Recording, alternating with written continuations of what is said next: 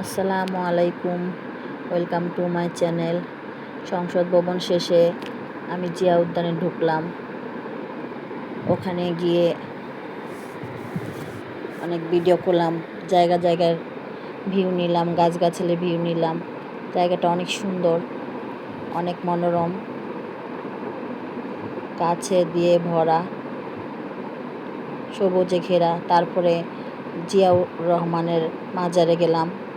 সেখানে ঘুরে ঘুরে আমাদের সাবেক প্রধানমন্ত্রী খালেদা জিয়া এবং জিয়াউর রহমানের মাজার জিয়ারত করে ঘুরে ঘুরে ভিডিও করলাম।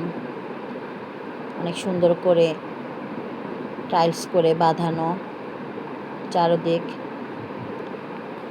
উপরে দুবলা লাগানো, অনেক সুন্দর করে করেছে। পাশাপাশি দুটো কবর। ওখান থেকে চলে তারপর বের হয়ে আসলাম। আসসালামু আলাইকুম।